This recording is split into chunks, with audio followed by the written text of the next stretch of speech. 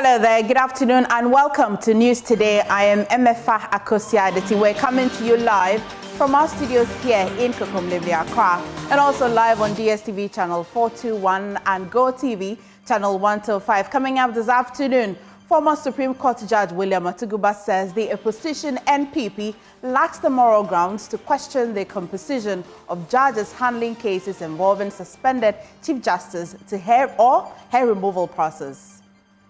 How were they when they were in office? How did they perform? This is the kind of thing I just hate. Pure hypocrisy. And also this afternoon, we have a scorecard of John Mahama's first 120 days in office. 25 promises, 13 fulfilled, 7 in progress, 5 yet to start. We're examining his 120-day social contract with Ghanaians. And a little later as well in the bulletin, in today's edition of the Climate Focus, we'll bring you a story of fading roots, lost livelihoods in Binduru as a result of dying baobab trees. Moved into this house, the flourishing baobab tree was a valuable resource for us. We would harvest its leaves to make nutritious soups. However, over the past 3 years, the tree has struggled with poor fruit production. We also have business and sports. Please stay for details.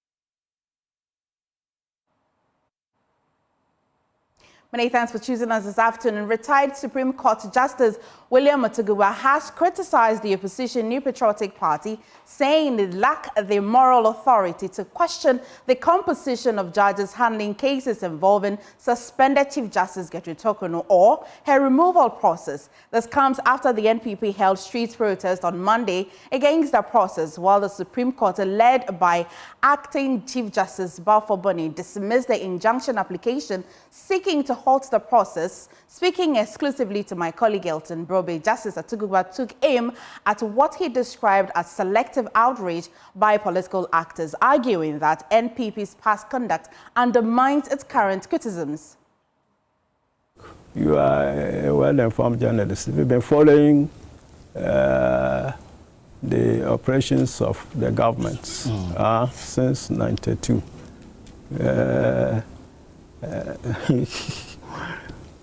I mean, will you be impressed by such a statement?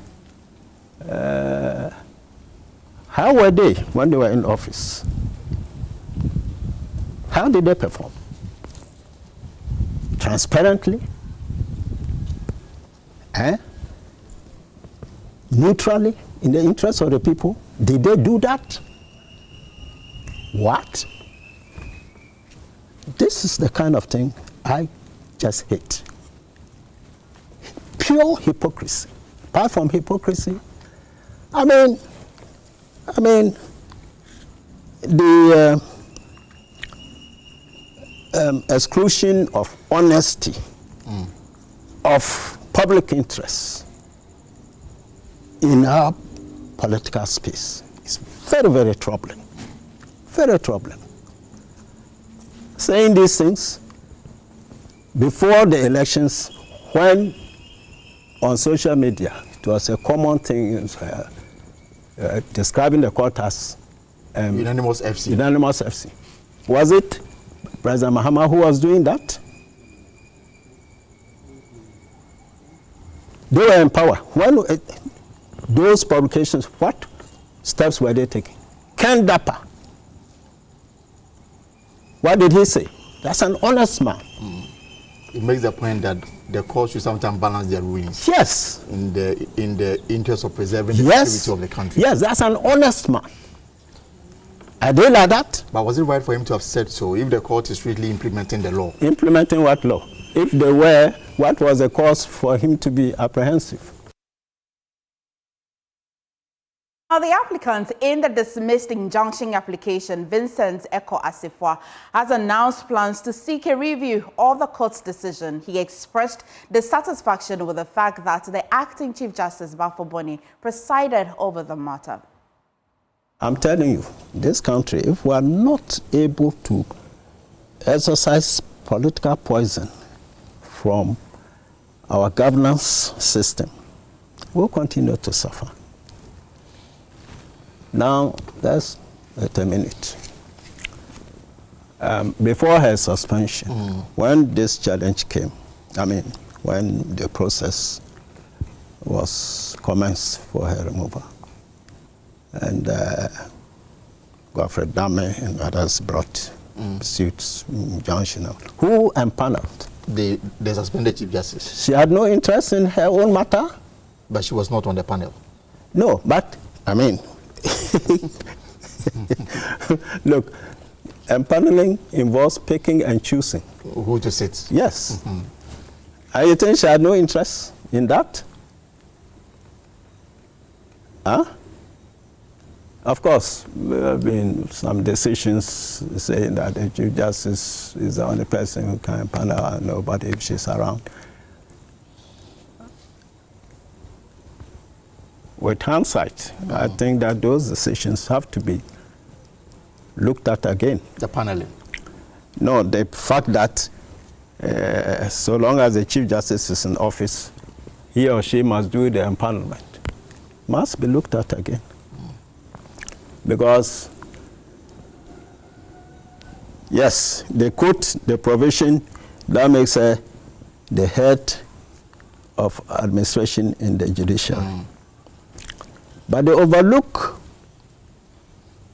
the introductory was subject to the provisions of this constitution. Right. It's not just you are the head of administration.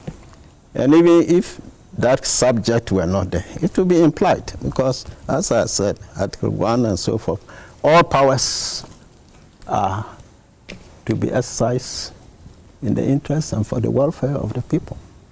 Subject to that. So any step that detracts from that is unconstitutional. Now, still on this, the retired Justice William Atuguba says the suspended Chief Justice Gertrude Torkornoo cannot escape blame for the alleged politicization of the court. I don't know what word to use. You ordain a dictatorship in place. You have been overthrown through the ballot. Your last citadel is the Chief Justice. You are battling. Hey, if this one falls, we are all out. That is what is happening. That's how I see it. I can be wrong, but that's how I see it. Then it will appear that our Supreme Court is politicized. Certainly. Certainly. But that's not good for a healthy democracy. Certainly not. And look, the variation of the panel, I would have. Is it? Look, who didn't vary a panel? Well, the full interview will be played on Pulse a little later at 3 p.m. with Elton Brobe. Now, away from that, it's been nearly 5 years since parts of the Kaneshie Central Market were ravaged by fire. But today's visit to the market isn't because of another disaster. Since that incident, the market has not recorded any major fire outbreak. In the following report, we hear from key players on how these measures, the measures being kept in place. The Kaneshie Market's fire in 2020 left behind scorched stalls, displaced traders, and millions of cedis in losses. But it also sparked a shift in how the market approached safety. In response to the devastation, authorities established a dedicated fire service personnel right within the market.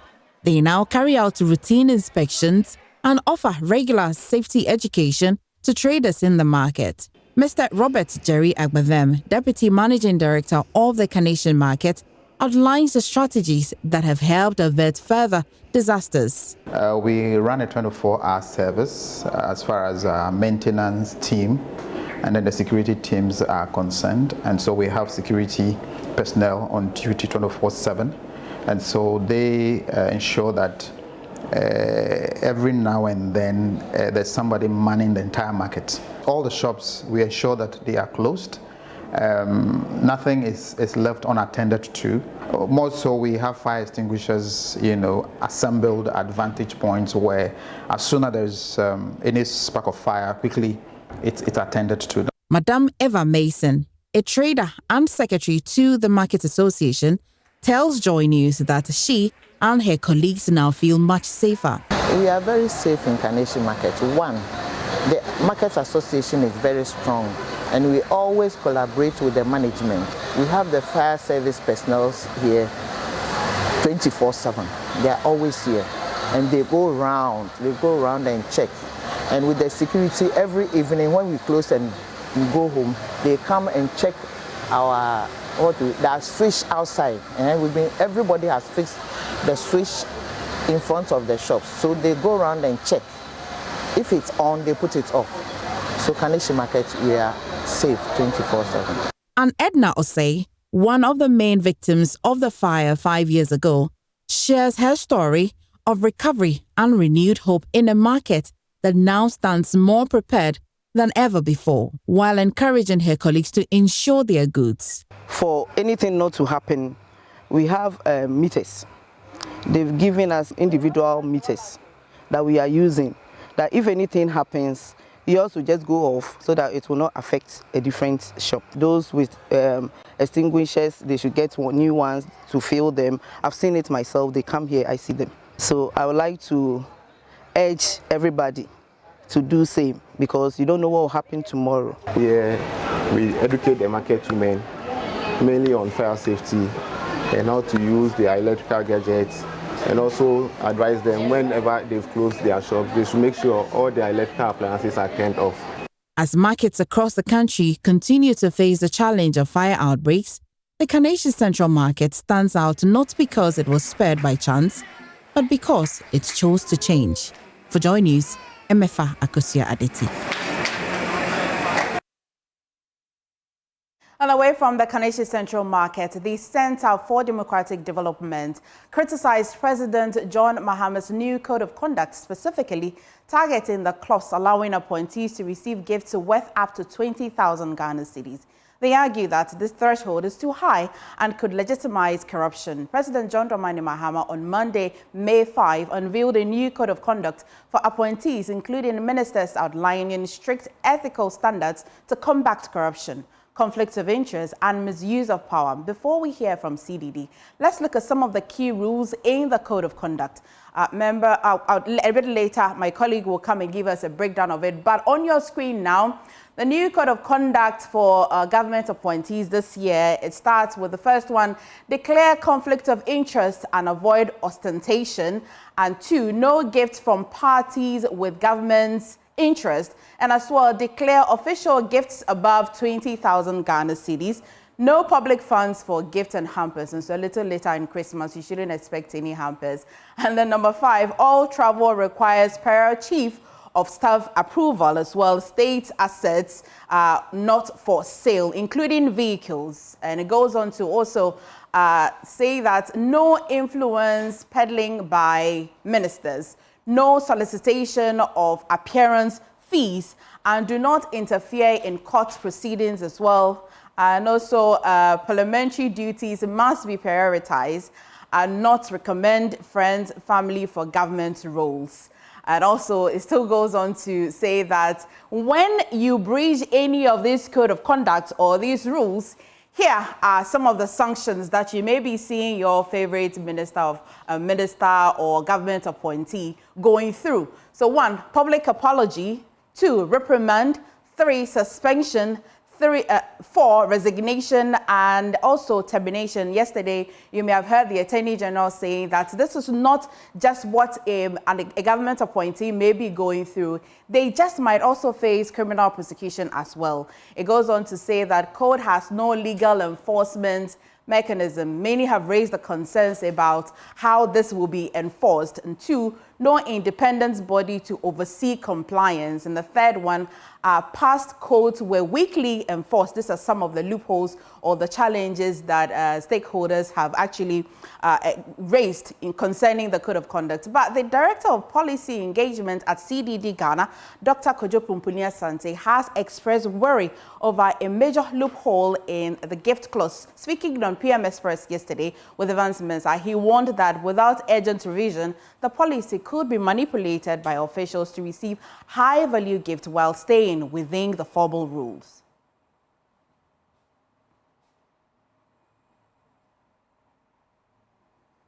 $20,000 is almost over $1,000. That is significant. And the other thing that is obviously not clear is that is this 20,000 for the year? Because I can basically be giving you 20,000 every month, for 12 months. And every time I receive it, it's under 20,000, and therefore it's within the rules. So there are many problems with the gifts procedure that has been put together. I think they were trying to maybe strike some sort of a balance. But as I said, the objective is not to create value that then create or incentivize a conflict of interest situation, which, as I said, in many occasions is very difficult to monitor and also determine intention of the person that's giving the gift. So you try to just avoid it. Don't create the situation for people at all. Yeah. So I think for me that definitely has to be revised. And Now, still on this, former Auditor General Daniel Yao-Domelevo, speaking on PM Express, has punched holes in the Code of Conduct, particularly the clause on jewelry and the declaration of assets, arguing that it's inconsistent with existing legal provisions. I looked at the document. It is good. There are some areas that add some value. I wished they use those value additions, add them to the Code of Conduct bill that has been prepared, and then pass it into law so that it is not something which is going to guide public office holders only during Mahama administration. But there's a small thing I want to draw attention to. If you go to page 30 of the code, they talk about declaration of assets and liabilities. Yes. And they talk about jewelries, a minimum of 5 million. It's a lot. And I don't know even if the housing with some of us is even up to 5 million. So you have to have jewelry to the tune of 5 million, and there are other things, 5 million. I say, ish, this is too high. So, and it is not and it's not consistent with the law, because the 550 does not say anything like that. So I think they may have to review that and maybe make it to align it with the law, and then they should try and pass it into law, so that we don't have one set of ethics or rules or code of conduct during Mahama administration. When Kojo Asante becomes the president, he says, no, I don't respect this. I'm also bringing I don't think we need that. Meanwhile, the Deputy Presidential Spokesperson, Shamima Muslim, has revealed that some appointees, including herself, are seeking clarity on the Code of Conduct. I'm also even curious as a staffer about the frequency argument. Beyond the frequency, we would also need clarity on the sources. So, for example, if I am receiving frequent gifts within the threshold of 20,000 from a particular source, what does that mean? I mean, but Shamima, you are not allowed to be curious. You are only allowed to give us answers because you are the deputy spokesperson. We're having conversations. No, not at all. Because we need clarity. We need clarity on that subject. Let me clarify. Yeah. That's the whole point. Remember that this code. Hold on. No, I get it. I want answers. We all do. I mean, she says she's curious. No. I'm just saying that I want answers, not to be curious. Evans, yeah. Let's not do that. Remember that I am a staffer who is also supposed to comply. So if I read the code, the staffers and the ministers are not the ones who have prepared the Code of Conduct. So if we also read the code, we should have the liberty and the right to also seek clarifications.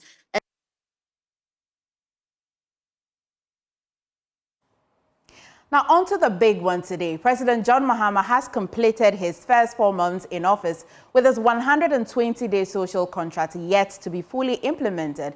The president, while campaigning in opposition, made 25 promises and set a target of 120 days to fully implement. The promises included abolishing e-levy, betting tax, as well as the COVID-19 levy specifically. There are 9 promises on the economy, 4 on governance, 7 on education and social, with 3 on security. Now, what really is the scorecard for the president's first 120 days? Kweku Asante joins me in studio with the data from our research desk, which has been tracking every single one of those promises. Kweku, let's begin with the accountability check. So, John Dramani Mahama, in the 120-day contract that he made with the Ghanaian people, 25 promises in total. That is what he actually promised and committed himself to achieve within the first 120 days. And as of midday today, it's exactly 120 days since he stood at the Independence Square and got sworn in as president. If you look at the scorecard at the initial stages of the 25 promises, 52% of that has been fully done. And then 28% of those promises are still in progress. That means he has not yet totally implemented them, with 4 of them yet to start. And so that is the scorecard, 52%, 28%, and then 8% yet to start. If you look at the sector-by-sector breakdown, look at governance, he made 4 promises. In terms of the economy and finance, which was very huge for the 2024 election, he made 9 promises there. Education, 4 promises. Social programs, 3 promises. Security and justice, 3 of them. Environment, 1, and then tourism, 1. That is the breakdown in terms of the promises that he made per sectors. If you continue, that is where you get up to the breakdown, and we'll get to talk about some of the specifics. If you look at governance, the promises John Dramani Mahama made in governance with respect to some of the promises, for instance, to launch a code of conduct, he has fully implemented all of them. In the economy and finance, he has done just a little under 50% complete, with a little over 5 to 10% still in progress, and then a big number of that still not implemented. Education, he has done a little over 70%. Social programs, just a little over 30%. Security and justice, there's not a single one that he has fully implemented. When you look at the environment also, it is fully being implemented. For instance, the promise to repeal LI 2462, that is still in Parliament. It hasn't been done yet. And tourism has to do with that Black Star experience launch that he did a couple of days back. So that is it when it comes to the sector breakdown of promises and what is happening. In governance, he promised to nominate his cabinet ministers as early as possible. And he did that. Within John Mahama's first 3 weeks in office, he had named his entire cabinet, and Parliament had indeed vetted them and approved them. He had sworn them in. That was very fast. He also promised to constitute what he called the leanest and most efficient government. As we speak, he has appointed 56 ministers and deputies compared to 88 when President Akufo-Addo left office, even 125 up until some point. He promised to establish a code of conduct. That is a story he just did. He launched that yesterday. Ban political appointees from purchasing state assets. It was included in the code of conduct that he launched yesterday. So the constitute leanest government, of course, we can measure that, but the most efficient government, when they have to be... Exactly, whether the 56 is corresponding to more efficiency or not, that is something the CSOs will be telling us about. But as to the leanest government in the Fourth Republic, John Dramani Mahama has done it. That is it when it comes to governance. Moving on, when you go to the other sectors, the economy and finance in particular, key, he promised to hold a national economic dialogue. That is done. Scrap within 90 days e-levy, COVID-19 levy, 10% bet levy, and emissions levy.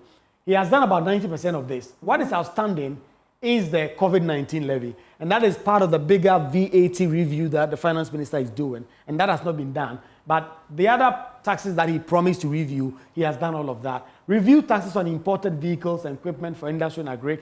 He hasn't done that yet. Prepare for 24-hour economic policy implementation. That is still in progress. He promised to allocate seed money for Women's Development Bank. That has been done in the 2025 budget. Dr. Kesela Tofosin did put that 50 million allocation in there, so that is done.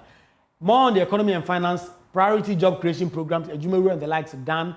Customs, on imported vehicles, not done yet. Restructure loss-making SOEs for profitability, not done yet. He did congregate the SOEs for a meeting, but he's yet to come up with some concrete measures to do what is called a restructuring for profitability. Which indeed, he actually, during that meeting, indicated that they're going to be merging some. Exactly. They're also going to be penalizing people. Exactly. So in the coming days, we'll get to know the specifics of what he's going to do. And if he does that... Did you touch on the 1 million coders? We can mark him. Yes, the coders, he has launched it. The National Apprenticeship Program launched. A Jumawura program launched. So all of that done. And then he promised to establish Accelerated Export Development Council. He did that this week. I heard Kojo Kotobuatin telling you at your desk the other time that he did what was very important. So he has done that also. That is when it comes to the economy and finance. Education, he made 4 promises. He has done 3. He's left with 1. That is 75% with education. He promised to hold a national consultative conference on education. Done. Implement no academic policy for first-year students. Done. Introduce free tertiary education for persons with disabilities. Done. And then he wanted to streamline government scholarship administration. We haven't heard anything so far. We understand perhaps when Parliament resumes, there will be a bill to that effect to Parliament, but that has not been done within the 120 days. That is education promises. And then when you move on to social and other programs, distribute free sanitary pads, done. Compensation for flood victims in Otibunu East and Savannah regions, that has not been done. Probe VRAs Akosombo and pound down spillage impact, that has not also been done, but they are in progress. So security and justice, he said he will purge security agents of militia and vigilante elements. That is very difficult to track, for instance. Have they, for instance, dismissed certain persons in the military and other places? We don't know. He promised to reopen investigations into unresolved criminal cases. He did issue that directive to the IGP to do that, and so it is in progress. So for the security agencies, some of the leadership will say he has changed. Will that constitute a purge? We'll get to know exactly what CSOs think about that, and then conduct forensic audits on financial management cases. That is also in progress. And then, if you also look at the last part of this document, so these are the key issues. Environment, ban illegal mining and new mining activities in forest reserves, Tree for Life and Blue Water. We know he has done the Blue Water. Those are the guards around the water. He has done that. And tourism, launched the Black Star Experience for tourism. He also did that. And so that is the scorecard as we speak. John Dramani Mahama, he has done a couple of the things he promised to do.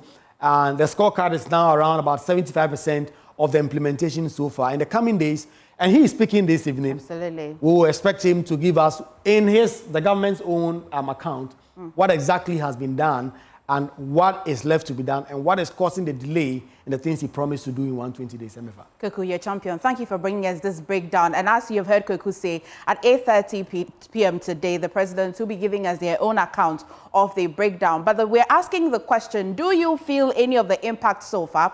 Let's speak to Charles Kusi Apia. He's Executive Secretary of the Ashanti Business Owners Association, and he joins us via Zoom.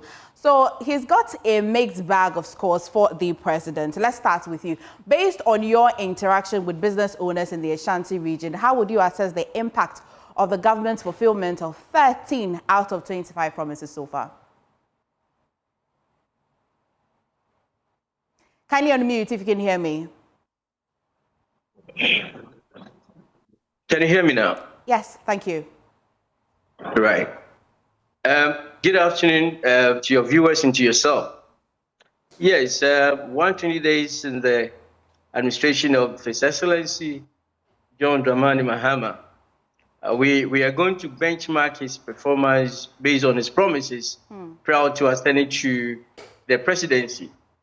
One of the things that he promised that we quite remember is about he trying to have a lean government and to scrap COVID-19, betting tax, reform VAT system, and also to manage inflation to ensure both the micro and the macroeconomic growth of the country. So the question we ask now is, is he able to achieve these things? So on my checklist, his lean government of having 60 ministers, is he able to do that? It's checked, which is positive. Scrapping of betting tax, positive. COVID-19 still hanging, e-levy scrap, VAT reforms still hanging. Is he able to manage inflation, positive? Yes. Is he able to manage our forest regime? Positive, yes. So in general, there's positive outlook for his performance. For us, we believe it's a good start. Governance is about inspiring confidence and being truthful with the people. And so far, we could come to a conclusion that he has lived almost about 80% to his promises that he made to us as part of our social contract with him. That's a very good and a high mark. If you're in school, it would be nearly an A+ or maybe in some institutions. But let's narrow it down to the economic promises, 9 key economic promises. Now, from a private sector point, which of these have you seen most visible implementation, especially because of business owners? Which of these are you feeling the most impact? So within the trading community, one of our challenges is the forex. When anytime the major currencies,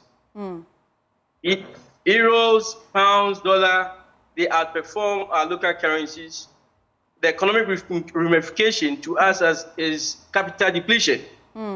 We lose so much of our working capital. And you bear with me, the engine of growth depends solely on private sector performance. If forex takes away our capital, that means that our business trend is also weakening. And the correlation is the moment business trends are weakening, the economy is also weakening. From January up to date, you could see some level of stability of the forex. And the early part of this month, you could see dollar, pound, euro coming down, dollar trading about 13.45. For that gives us that kind of respite and hope that there's some positive economic outlook for us to revamp so far as economic recovery is concerned. Well, but we're going to mark him. But economists like Professor Bobkin have said that, well, it's good, the outlook is positive, but a little later in the year or early next year, when the government starts to implement their own policies vis-a-vis the IMF's requirements, maybe we might feel the impact a lot more. Are you looking to hold on to this hope, or as a business, you know that this is coming anytime soon, whether or not the outlook is positive?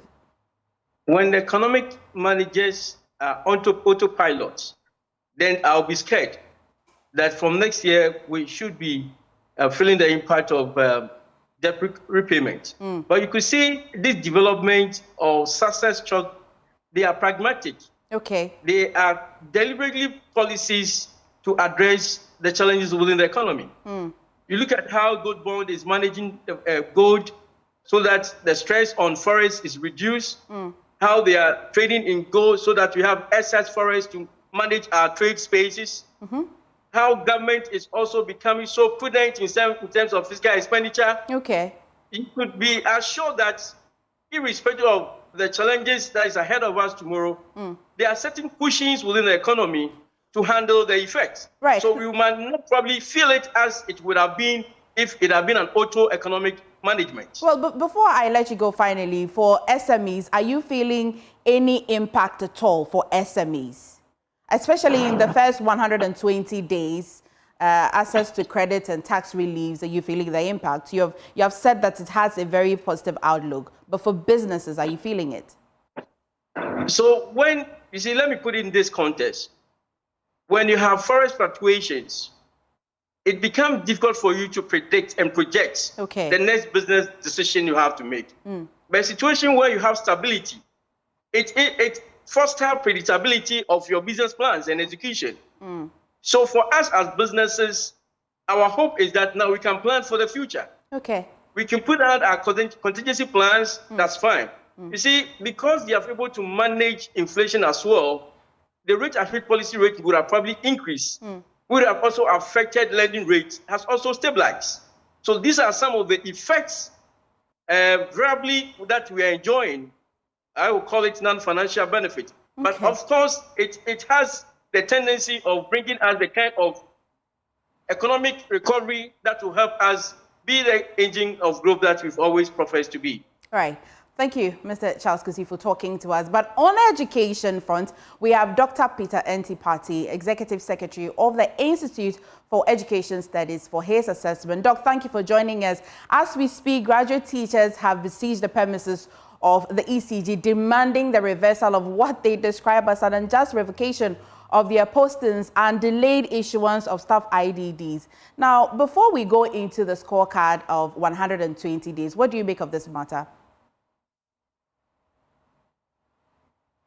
Doc, if you can hear me, kindly unmute.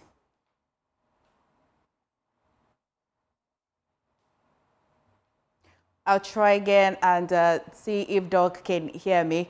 As we speak, graduate teachers have besieged the premises of GES, I beg your pardon, GES, demanding the reversal of what they describe as an unjust revocation of their postings and the delayed issuance of staff IDs. Before we go into today's discussion, 120 days, what do you make of this matter, Doc, if you can hear me? Good afternoon. Thank you very much. Well, I think this is an issue that the Ghana education, in terms of the revocation of the appointment of some of the teachers that were recruited after December 7th, I think that was something that the directive came from the Chief of Staff, and the ministry decided to take a second look at those appointments and then rectify them. I think that was the conversation that was put in the public domain, and as of now, we don't know how far they've gone with the rectification of those appointments. And then with challenges with their IDs, I think these are issues that this government came to meet. So it would be highly unfair on my part to add it to the 120 days period of this government. However, there's been some substantial activities in the education sector within the 120 days that I would want to highlight and applaud the government for that. You can get right into it, Doc.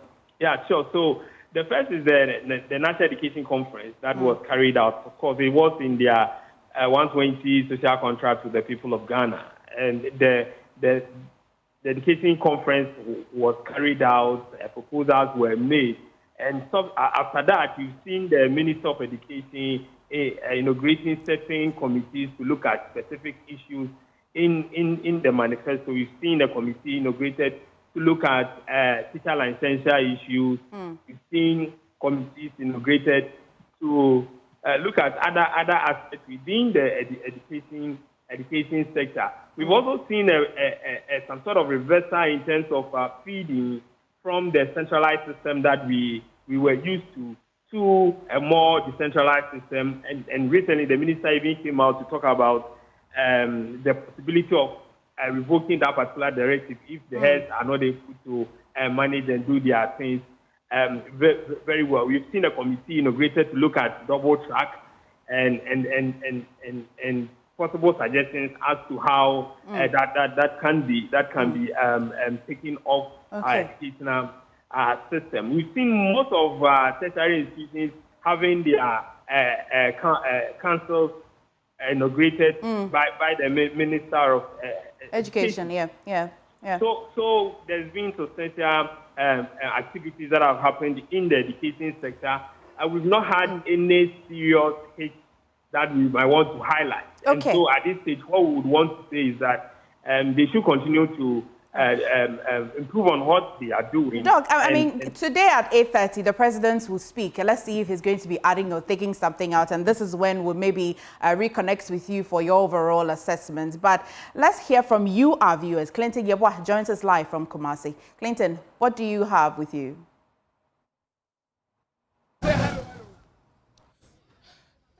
Hello, MFA. Today marks exactly 120 days. His Excellency the President John Dramani Mahama assumed office for his second term as president. Before the president assumed office, he made promises culminated into 25 promises. These promises, whether fulfilled, partially fulfilled or broken, what does the citizens or people who are supposed to feel the impact feel about it or assess the situation currently? I am currently at the station called Tech Junction, and I'll be speaking to some citizens who have a lot to talk about in terms of the impacts that these promises that have been fulfilled or broken had in their lives. Mame, before President John Dramani Mahama, 4 months, or making promises, what would you do? Affect your bravo. Pacho, obey 4 months in Obaby betting tax flow. Am I your boo say? Was sent a question at Bim. Never walk or sort and you easy my morning. And nobody who do more tired. Think it's in 50 cities. I can get a can see you 50 cities. And morning. And this was promises that woman name my emblem or but it's in your master and yes, I know you. To a bear all share now on my name, mine and name and go my cry, morning. Right. She feels that the abolished taxes have been, been introduced in a certain forms that are making life very difficult for her as a trader. But I'll engage more people to ascertain their assessment. How do you assess the president's 120 days in office? First of all, I think he's trying, and then secondly, there are particular things that I feel he's not addressing well concerning the issue of the reversal of the law that allows mining in forest reserves.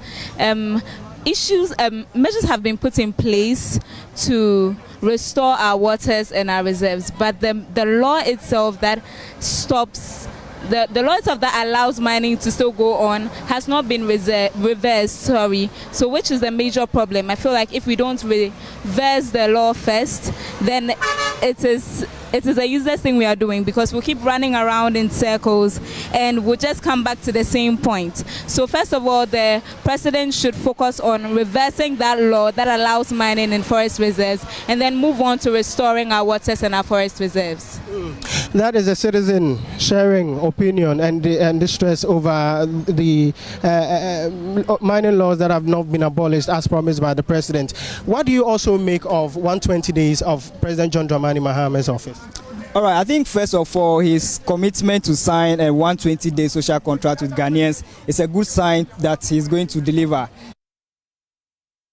Well, we all wait for 8:30 p.m. to see if there are many things that have been added to that social contract. You're watching Joy News today. We go for a quick break. When we come back, there's business and sports. Please stay.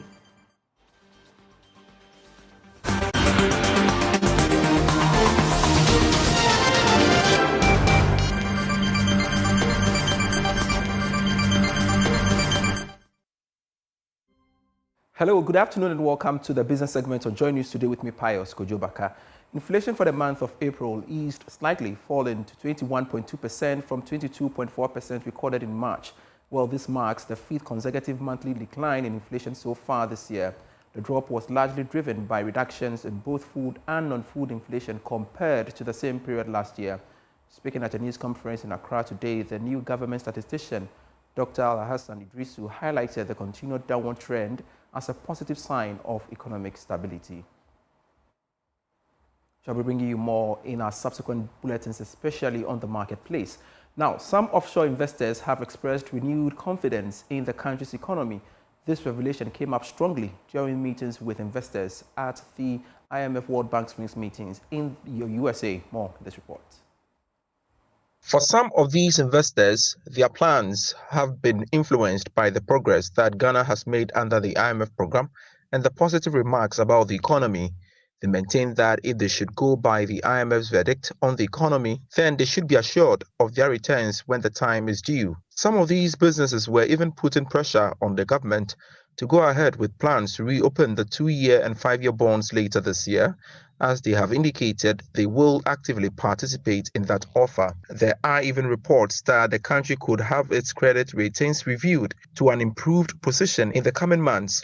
All these have strengthened the position of these investors and their commitment to actively get back to Ghana's economy. Joy Business understands that the decision by these investors to get back into our market and even treasury bills has contributed to the current stability of the cedi. That's all for business. Sports is next.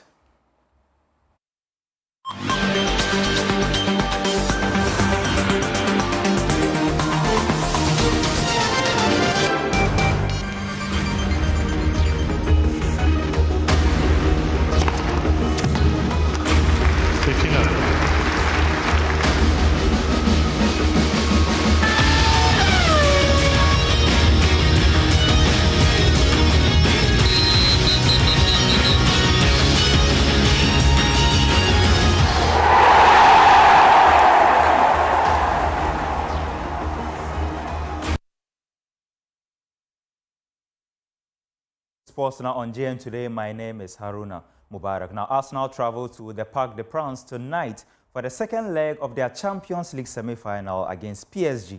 They trail 1-0 from the first leg, but are boosted by the return of Thomas Partey, who missed that game due to suspension. The Gunners believe his comeback could spark a historic push to their first final since 2006. Here's Arsenal midfielder Declan Rice. On the pitch, how calm he is with a football and the calmness he brings to the team. It's really special to play with a player like him. And before I come to Arsenal, there was so much talk about Thomas and how good he is.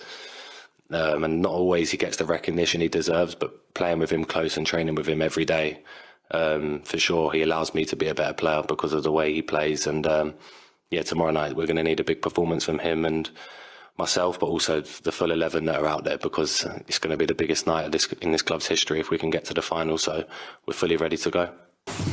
Yeah, I think nothing changes, to be honest with you. It's a semi-final. It's 90 minutes away from a final. I think that tells you everything you need to know. I think the manager spoke to us. Us as a group of players know what we can achieve tomorrow night, and it's a game of football, you know. We can go out there and we can achieve something great for this club, and that's what we want to do. You know, we obviously know we're 1-0 down, but we have full belief, full positivity that we're going to go out there and win tomorrow night. There's always been lots of talk about your position as a number 6 and number 8, but do you feel in the more advanced role recently you've kind of gone to another level in your game? Yeah, I've been really enjoying it. I think this season I've played the majority of games at number 8. Obviously playing with Thomas, it's allowed me to be, you know, that more box-to-box role. And I thoroughly enjoyed it, you know. It gives me Now, US President Donald Trump says the opportunity for Russia to play at the 2026 World Cup could be an incentive to end the war in Ukraine. The Russian national team has been banned from international competition by FIFA and UEFA since the country's invasion of Ukraine in 2022. That is right. They are banned for the time being, yeah. Okay. From playing, but we hope that he's the boss. I'm not the boss on that. I have nothing. We hope that something happens and peace will happen, and then Russia can be readmitted. So that's what we possible. Hope. Hey, that could be a good incentive, right? We want to get them to stop. We want them to stop. We want the 5,000 young people a week are being killed. It's not even believable. The Russian soldiers and the Ukrainian soldiers mostly, also people in towns. Once every 2 weeks, horrible things going on over there. So we're gonna get that war stopped. Okay. And that's your sports on JM Today. My name is Haruna Mubarak.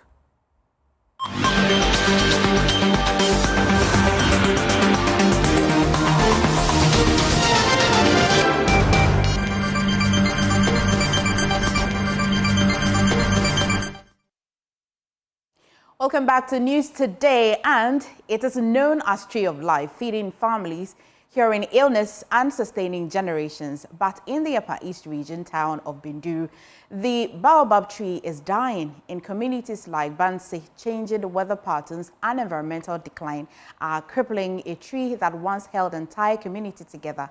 Today on Climate Focus, Joy News Mahmoud Nuruddin brings you a story of fading roots, lost livelihoods, and a call for urgent action. Across the savannas of northern Ghana, the baobab tree towers like an ancient guardian, but today these giants are in distress. In Binduri, especially in the Bansi community, farmers are seeing the trees slowly die and are no longer producing fruits. When I moved into this house, the flourishing baobab tree was a valuable resource for us. We would harvest its leaves to make nutritious soups. However, over the past 3 years, the tree has struggled with poor fruit production. To make matters worse, whenever it does produce fruit, pests seem to appear, further diminishing its yield. This decline has been concerning, and finding a solution to restore the tree's health and productivity has become a priority.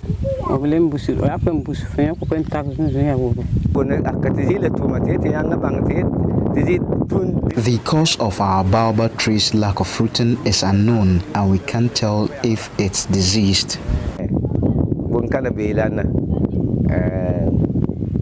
Baobab leaves are an important part of meals in northern Ghana. The fruit is full of vitamin C, but now some baobab trees have stopped growing leaves. All right, yeah, so economically we harvest the fruit and sell. People buy the fruit and prepare local drinks.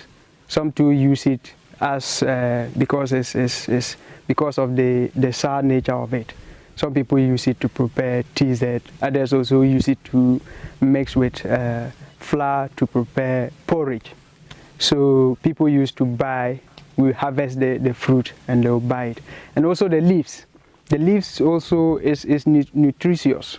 And so people buy it and prepare soup. So we used to sell at least, if it is up to that time, we'll get money out of it. We'll make money. We used to make money out of it. And it was a huge tree. So it could have the fruit more than 500. And so if you harvest, you make money.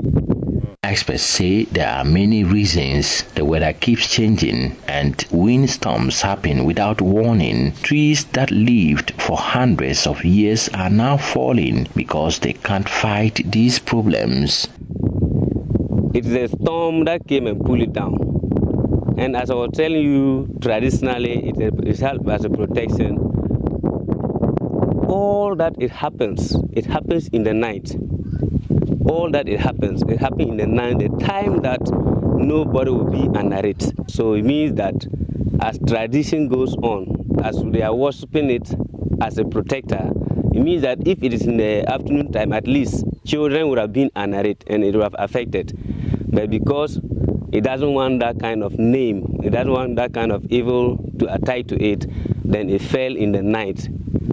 So I think that is how we have seen the importance of it, and then we are mourning. Actually, we are mourning. Traditionally, we are mourning, and that is why we are in black. Some farmers are asking for help. They want research and protection for one of Africa's most important natural resources. Unless urgent action is taken to steady, restore, and protect, the tree of life may become a tree of the past. A report by Mohamed Nuruddin. Climate Focus is brought to you by Joy News in partnership with Youth Bridge Foundation, bridging gaps for positive youth development, and the Climate Development Knowledge Network. And finally, before we wrap the bulletin, spend Mother's Day with your mother without having to cook the meal, drive her around, or entertain her yourself. Joy FM will do all of that for you at the Safari Valley Eco Resort for your Mother's Day out on Saturday, 10th of May. Hannah Odame was at the resort and tells us more about what to expect. Roses may wither and die. The words in the thank you cards will fade. But the memories to be made at the Safari Valley Eco Resort with your mother will forever be cherished. General Manager for Sales and Marketing at the Multimedia Group Limited, Max Fuga, breaks it down. We acknowledge the role our fathers play in our lives, but mothers are special. And mothers need to be celebrated in a special way on Mother's Day. So this year, Joy FM in partnership with Safari Eco Park have decided to lift the celebration of Mother's Day a notch higher. We have decided to organize this to give you the opportunity to celebrate your mother. We started today with 200 seats, but as I speak to you now, we are left with 100 seats. So just 100 seats, so please secure your slot with your mother. Thank you for watching the news today. I am MFA Akosiaditi. For more news, log on to myjoyonline.com. Thank you for watching.